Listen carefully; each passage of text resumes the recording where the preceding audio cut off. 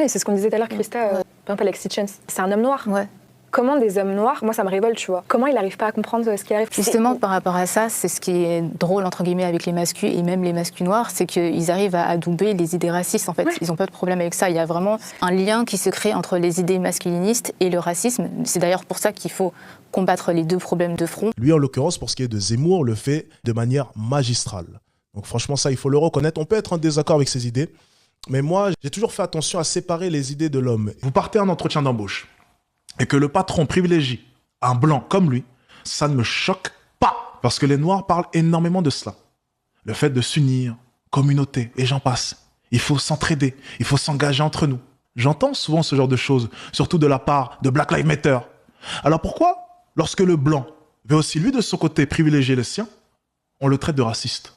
Soit tu vas faire du clientélisme et en fait dire des trucs que tu penses pas juste parce que c'est ton fonds de commerce, soit tu vas vraiment aller naviguer dans des eaux très très troubles jusqu'à oublier qui tu es de base et tous les facteurs de discrimination que tu as pu vivre tout au long de ta vie.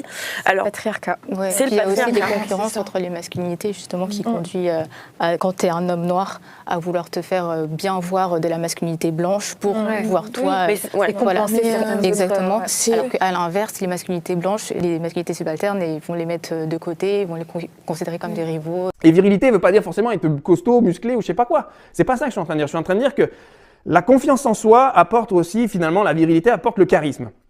Et vu que justement on nous fait culpabiliser tous nous hommes blancs européens hétéros en France, en Europe de l'Ouest, justement qu'on a perdu la confiance en nous, et ben justement on n'incarne plus cette virilité auprès des femmes. Et c'est ce qui fait que justement elles se font, tu vois, elles se font défoncer la rondelle par Karim et Youssouf parce que eux, tu vois, déjà qui sont membrés comme tu vois comme des chevaux de trait. En plus de ça, et ben ils incarnent dans la société française aujourd'hui la virilité. Et pire encore, ils ont même pas de concurrence, les gars, parce que aujourd'hui tout te fait penser, toi, que de toute façon, tu ne pourras jamais prôner ta virilité puisque, justement, on fait tout pour que l'homme blanc, aujourd'hui, en Europe de l'Ouest, ferme sa grande gueule, tu vois, mon vieux.